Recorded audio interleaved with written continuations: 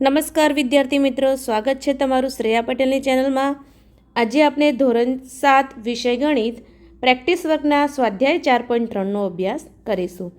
સ્વાધ્યાય 4.3નો પ્રશ્ન નંબર 1, નીચેના કૂટ પ્રશ્નના ઉકેલ શોધો। પહેલો પ્રશ્ન છે, એક સંખ્યાના 6 ગણામાં 4 ઉમેરતા 40 મળે છે તો તે સંખ્યા શોધો। હવે આપણે આ જે એક સંખ્યા છે તેના 6 ગણામાં 4 ઉમેરતા 40 મળે છે તો આ સંખ્યા શોધવાની છે। તો તે સંખ્યાને આપણે શું કરીશું, x તરીકે પહેલાં ધારી લઈશું કે તે સંખ્યા કઈ છે, x। આપણે સમીકરણ પહેલાં તો બનાવતા ખાસ આવડવું જોઈએ। હવે હું તમે આ જે સમીકરણ માટે જે શીખવાડું છું એ ખાસ ધ્યાન રાખીને સમજશો તો તમને એકદમ સમીકરણ બની ગયા પછી દાખલા એકદમ ઇઝી લાગશે। તો આપણે જે એક સંખ્યા છે તો તે સંખ્યાને આપણે x તરીકે ધારી લઈએ કે ધારો કે એક સંખ્યા x છે। હવે તે સંખ્યાના 6 ગણામાં, તો જો આ xના 6 ગણા એટલે 6x થયા, xના 6 ગણામાં 4 ઉમેરતા તો +4 વત્તા 4, xના 6 ગણામાં 4 ઉમેરતા શું મળે છે, 40 મળે છે। તો બરાબર જવાબ શું મળે છે, 40। તો આ આપનું સમીકરણ બની ગયું કે એક સંખ્યાના 6 ગણામાં 4 ઉમેરતા 40 મળે છે। તો આ સમીકરણ મળી ગયા પછી આપણે સમીકરણ જેમ અગાઉના પ્રશ્નમાં સ્વાધ્યાય 4.2માં ઉકેલ મેળવ્યા હતા તે પ્રમાણે સમીકરણનો ઉકેલ મેળવીશું। તો 6x અહીંયા જે ચલવાળી સંખ્યા રહેશે, ચલ સિવાયની આપણે ડાબી બાજુથી જમણી બાજુ લઈ જઈશું એટલે તે વિરુદ્ધ ચિહ્નમાં જશે, એટલે +4 છે આ સાઈડ આવશે તો -4 થઈ જશે। 6x તેમના તેમ 40માંથી 4 જશે એટલે કેટલા રહેશે, 36 રહેશે। હવે અહીંયા x જોડેથી શું છે તો 6 છે તો 6ને દૂર કરીશું તો 6 અહીંયા ગુણાકારના સંબંધમાં છે, બરાબર। 6 ગણા એટલે કે ગુણ્યા કર્યા હતા તો ગુણાકારના સંબંધમાં છે, એ આ સાઈડે આવશે તો ભાગાકારમાં જશે તો 36/6 લખાશે। 6ના ઘડિયાથી છેદ ઉડાડી એટલે 6 36। તો અહીંયા x બરાબર શું મળ્યા, 6 જવાબ મળ્યો। એ પ્રમાણે આપણે 2 નંબરનો દાખલો જોઈશું। તો એક સંખ્યાના 5મા ભાગમાંથી 3 બાદ કરતાં 1 મળે છે તો તે સંખ્યા શોધો। તો આપણે ધારો કે એક સંખ્યા કઈ છે, x છે, તો એક સંખ્યાના 5મા ભાગમાંથી, તો તે સંખ્યાનો 5મો ભાગ એટલે ભાગ્યા 5, તેમાંથી 3 બાદ કરતાં તો -3। આ એક સંખ્યાના 5મા ભાગમાંથી 3 બાદ કરતાં શું મળે છે, 1 મળે છે। હવે x છેદમાં 5 જેમ છે તેમ 3 માઇનસમાં છે, આ સાઈડ આવશે તો પ્લસમાં જશે, બરાબર। તો અહીંયા xના છેદમાં 5, 3 વત્તા 1 4 થયા। હવે અહીંયા xના જોડે અહીંયા ભાગાકારમાં 5 છે, પેલી સાઈડે લઈ જઈએ તો ગુણાકારમાં 5 થશે। તો x બરાબર 4 ગુણ્યા 5, તો જવાબ મળ્યો આપણને x બરાબર 20। હવે ત્રીજો દાખલો છે, હું એક સંખ્યાના 3/4 ભાગમાં 5 ઉમેરું છું તો મને 11 મળે છે તો તે સંખ્યા કઈ છે। તો તે સંખ્યા આપણે હવે હું વારંવાર લખતી નથી, ધારો કે તે સંખ્યા x છે, આપણે x તરીકે ધારી લઈશું। તો એક સંખ્યાના 3/4માં 5 ઉમેરું છું, તો એક સંખ્યાના 3/4માં તો જે સંખ્યા આપણે x તરીકે ધારી છે તેનો 3/4 ભાગ, તેમાં આપણે 5 ઉમેરીએ છીએ એટલે +5, તો શું મળે છે, 11 મળે છે। તો તે સંખ્યાના 3/4માં 5 ઉમેરતા 11 મળે છે, આપણું સમીકરણ મળ્યું।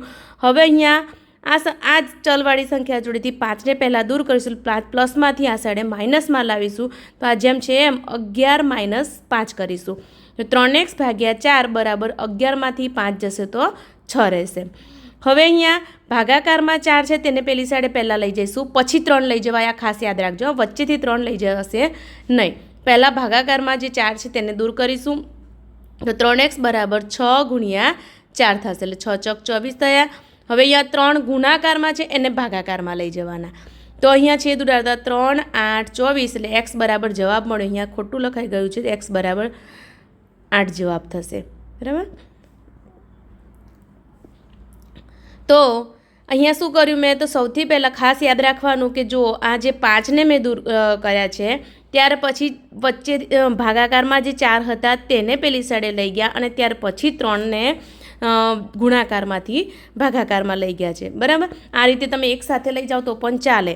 ધારો કે 6 ચોક 24 કર્યા, હવે 3 અહીંયા 4 લઈ ગયા છે તો જોડે જોડે 3ને પણ ભાગાકારમાં લઈ જઈ શકાય. વિરુદ્ધ આપણે ક્રિયા કરવાની છે, આ ખાસ યાદ રાખવાનું. ત્યાર પછી 4 નંબરનો પ્રશ્ન છે, એક સંખ્યાના 2 ગણાને 13માંથી બાદ કર્યા તો મને 9 મળ્યા, તો તે સંખ્યા કઈ હશે? હવે ખાસ યાદ રાખજો, આમાં ખાસ ભૂલ થાય છે. શામાંથી બાદ કરવાના છે? જો તમને યાદ ના રહે તો તમે શું કરશો, તો એક સંખ્યાના 2 ગણા એટલે 2x માંથી 13 બાદ કરશો તો જવાબ ખોટો પડશે. 2x માંથી 13 બાદ થશે ને અહીંયા શું કીધું છે, 13માંથી બાદ કર્યા. એક સંખ્યાના 2 ગણાને 13માંથી બાદ કર્યા તો 13 - 2x કરવાના છે, 2x - 13 કરવાના નથી. આ ખાસ ધ્યાન રાખવાનું. તો કેટલા મળે છે? 9 મળે છે. તો હવે આ સમીકરણનો ઉકેલ મેળવીએ. અહીંયા 2ના આગળ માઇનસનું ચિહ્ન છે તો જેમ છે એમ રહેશે. -2x = 9. 13 અહીંયા પ્લસમાંથી આ સાઈડે આવશે તો માઇનસમાં 13 જશે. -2x = 9 - 13 એટલે કેટલા જવાબ મળશે? મોટી સંખ્યાનું ચિહ્ન લાગશે એટલે -4 મળશે. હવે x બરાબર -4 છે. આ -2 ગુણાકારમાંથી માઇનસ સાથે જ 2 ભાગાકારમાં ગયા. તો અહીંયા છેદ ઉડાડતા 2 દુ 4, તો જવાબ શું મળ્યો? 2. અહીંયા જવાબ પ્લસ સંખ્યામાં, ધન સંખ્યામાં આવશે, કારણ ભાગાકારમાં માઇનસ માઇનસ શું થઈ જશે? પ્લસ. સંખ્યા કેવી થઈ જાય? 2 ઋણ સંખ્યા હોય તો 2 ઋણ સંખ્યાનો ભાગાકાર અથવા 2 ઋણ સંખ્યાનો ગુણાકાર કરો તો સંખ્યા ધન જવાબ મળે છે. આ ખાસ યાદ રાખવાનું. 2માંથી જો એક સંખ્યા ઋણ હોય તો બાદબાકીનું ઋણ સંખ્યા જવાબ મળે. તો અહીંયા બંને ઋણ છે તો જવાબ આપણને ધનમાં મળશે. 5મો પ્રશ્ન છે, મનુએ તેની પાસેની નોટબુકની સંખ્યાના 4 ગણા કરી તેમાં 2 ઉમેર્યા તો તેને 50 મળ્યા. તો મનુ પાસે કેટલી નોટબુક હશે? તો આપણે લખવાનું કે ધારો કે મનુ પાસે નોટબુક્સ x છે, બરાબર. તો તેની પાસેની નોટબુકના સંખ્યાના 4 ગણા. તો જો મનુ પાસેની જે નોટબુક હતી તેની એટલે કે x હતી તેના સંખ્યાના 4 ગણા કરી એમાં 2 ઉમેર્યા. સંખ્યા જુઓ, નોટબુકની સંખ્યાના 4 ગણા કરી 2 ઉમેર્યા તો કેટલા મળે છે? 50 મળે છે. હવે આનો ઉકેલ મેળવીએ તો 2 પ્લસમાંથી આ સાઈડે માઇનસમાં જશે એટલે 50 - 2 48 રહ્યા. હવે અહીંયા 4 ગુણાકારમાંથી ભાગાકારમાં જશે એટલે 12 4 48 છેદ ઉડાડશો એટલે x બરાબર 12. તો મનુ પાસેની નોટબુકની સંખ્યા કેટલી થઈ? માટે જવાબ કરીને લખવાનું નીચે, મનુ પાસેની નોટબુકની સંખ્યા 12 હશે. 6થો દાખલો છે, અનામિકાએ એક સંખ્યા ધારી, તેમાં 15 ઉમેર્યા પછી સરવાળાને 8 વડે ભાગતા 5 મળ્યા તો તેને કઈ સંખ્યા ધારી હશે? તો હવે ધારો કે ધારેલ સંખ્યા કઈ છે? x છે. તો ધારેલ સંખ્યા જે સંખ્યા ધારી તેમાં 15 ઉમેર્યા અને પછી એ સરવાળાને 8 વડે ભાગ્યા. તો જો ધારેલ સંખ્યામાં 15 ઉમેરે અને તેને 8 વડે ભાગ્યા તો 5 જવાબ મળે છે. આ રીતે સમીકરણ બન્યો. હવે 8 ગુણાકારમાંથી શું કરીશું? પહેલાં ભાગાકારમાં લઈ જઈશું. અહીંયા પણ જુઓ, પહેલાં 15 ના લઈ જવાય, ભાગાકારમાં જે છે એ સંખ્યાને લઈ જઈએ ગુણાકારમાં. તો અહીંયા રહે x + 15 = 8 × 5 = 40. હવે 15 પ્લસમાં છે એને માઇનસમાં લઈ જવાના. તો 40માંથી 15 બાદ કર્યા તો x બરાબર 25. તો અનામિકાએ ધારેલી સંખ્યા કઈ છે? 25 છે. તો આ પ્રમાણે આપણો પ્રશ્ન 1 અહીંયા પૂર્ણ થાય છે.